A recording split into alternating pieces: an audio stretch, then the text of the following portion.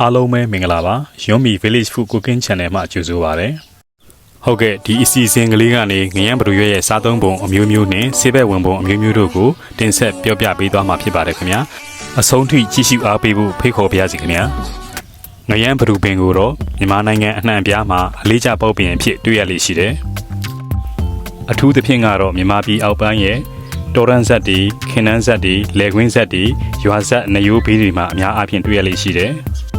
ငရမ်းဘလူပင်ဟာတစ်ပင်လုံးအသုံးဝင်ပါတယ်အဓိကကတော့အရွက်နုကိုရေနွေးဖြောတုပ်စားခြင်း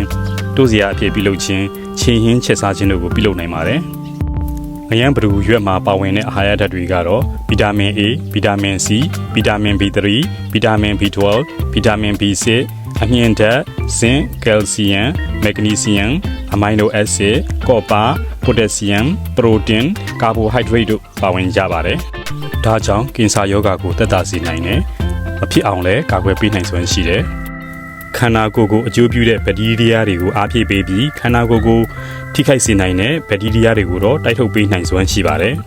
အာယုံကြောဆိုင်ရာပြဿနာတွေဖြစ်တဲ့ Alzheimer, Parkinson, Multiple Sclerosis တွေလိုမျိုးကျန်းမာရေးပြဿနာတွေကိုကင်းဝေးစေဖို့ငရမ်းဘလူရွက်ကိုစားပေးဖို့လိုအပ်ပါတယ်ဗိုင်းရပ်စ်တွေကိုလည်းတိုက်ဖျက်ပေးနိုင်ပါတယ်ထိခိုက်မှုပိုးဝင်ကူးစက်မှုစတဲ့အရေးပြားပေါ်မှာဖြစ်တတ်တဲ့ရောင်ရမ်းမှုတွေကိုရောကိုရင်းကရောင်ရမ်းမှုတွေကိုပါသက်သာစေနိုင်ပါတယ်ဆေးဝါးတွေရေရှည်အသုံးပြုရလို့ဖြစ်စေအရဲကြောင့်ဖြစ်စေအသက်ထိခိုက်တာတွေကိုကင်းဝေးစေဖို့ငရမ်းဘလူရွက်ကိုစားသုံးပေးသင့်ပါတယ်အဝါလွန်ခြင်းစီးချိုခြင်းသွေးတိုးခြင်းတို့ကိုလည်းကာကွယ်ပေးနိုင်ပါတယ်ဒါကြောင့်ဘက်ဆုံဆေးဘက်ဝင်တဲ့ငရမ်းဘလူရွက်သုံးနည်းကိုတင်ဆက်ပေးလိုက်ပါရခင်ဗျာပထမဦးဆုံးငရမ်းဘလူရွက်အရွက်နုတွေကိုရွေးခူးထားပြီးရေနဲ့တန့်စင်အောင်စီကြောထားပါအဲ့ဒီနောက်မိဘဘော်တဲအိုးတင်ပြီးရေထည့်၍စူပွက်လာသည့်အထိခဏဆောင်ပေးပါရေနွေးစူဖို့စောင့်နေချိန်မှာပြင်ဆင်စရာများကိုကြိုတင်ပြင်ဆင်ထားပါမယ်မြေဘဲဆန်အနှဲငယ်နှင့်ပစွန်ကြောင်အနှဲငယ်ကိုထောင်းထားပေးပါနှမ်းလှော်အနှဲငယ်ကြက်သွန်ဖြူကျော်အနှဲငယ်ကိုလည်းပြင်ဆင်ထားပါငံပြာရည်ဒါမှမဟုတ်စားအနှဲငယ်ကိုကြိုက်နှစ်သက်ရသုံးနိုင်ပါတယ်တခုသတိပြုရမှာကပစွန်ကြောက်ထဲမှာကောငံပြာရည်ထဲမှာကောအချို့ရောအငံရောပါပြီးသားပါအားလုံးလည်းအစင်သင်းဖြစ်ပြီးရေနွေးလည်းပွက်ဆူလာပြီဆိုရင်တော့ငရမ်းဘလူရွက်ကိုစတင်ရေနွေးဖြိုးပါမယ်ပြီးရင်တော့ဇွန်းသို့မဟုတ်ရောင်းမဖြင့်အထက်အောက်လှန်ပေးပါဒီနေရာမှာဟင်းရွက်တွေတအားနူးဣမသွားစေဖို့သတိပြုပါရေနွေးဖြောလို့အလောတော်အနေထားရောက်ပြီဆိုရင်တော့မိဘူးပေါ်မှာချ၍အေးခံထားပါအဲ့ဒီနောက်ရေစစ်ထားပေးပါခင်ဗျာတကယ်လို့ခါသက်သက်အရသာလေးကိုမကြိုက်ဘူးဆိုရင်တော့ရေ2ချိန်လောက်ဆေးပြီးပြောင်းအောင်ညှစ်ထုတ်ပလိုက်ပါရေကိုပြောင်းစင်အောင်ညှစ်ပြီးပြီဆိုရင်တော့အခုလိုပါပါလေးဖြစ်အောင်ရေးရေးပါအောင်လှီထားပေးပါရေးရေးပါအောင်လှီထားတဲ့ငရမ်းဘလူရွက်များကိုစလုံးတစ်ခုတည်းသို့ထည့်နေရန်အတွက်ပြင်ဆင်ထားပေးပါဟင်းရွက်ကိုရေညှစ်စင်ကပြောင်းအောင်ညှစ်ခဲ့ဖို့တော့လိုပါမယ်။ဘာကြောင့်လဲဆိုတော့ရေမပြောင်းရင်ဇီးဆက်ဆွက်ကြီးနဲ့စားမကောင်းမှဆိုလို့ပါ။ပစွန်ကြောင်းမှုန်ထည့်ပါမယ်။ကျွန်တော်ကတော့စားကိုလည်းသုံးသေးတာမို့ငံပြာရည်ကိုရှော့ထည့်ပါမယ်။ဘာကြောင့်လဲဆိုတော့တအားကြီးငံသွားမှဆိုလို့ပါ။ဟင်းခတ်မှုန်ကိုလည်းအနှဲငယ်ထည့်ပါမယ်။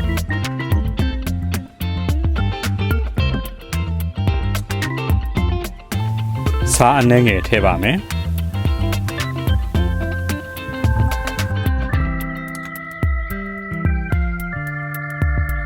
မြေဘဲဆန်လှော်ပြီးထောင်းမိသားအမှုန့်ကိုထည့်ပါမယ်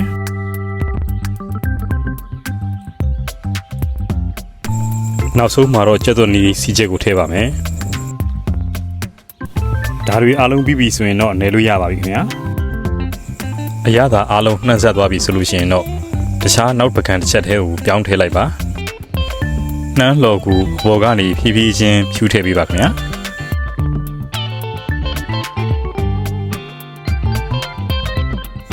နောက်ဆုံးအပေါ်ဘုံအနေနဲ့ကတော့ကြက်သွန်အဖြူကျော်ကိုဖြူပေးပါမယ်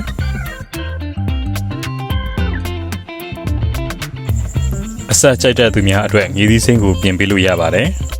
ကြက်သွန်ဖြူကြိုက်တတ်ရင်လည်းထည့်ပြီးသုံးဆောင်နိုင်ပါသေးတယ်အခုလိုငရမ်းဘလူရွက်တုပ်ကိုပြင်ဆင်ပြီးပြီဆိုရင်တော့မနေ့ပိုင်းအစာပြေစာဖြစ်စေ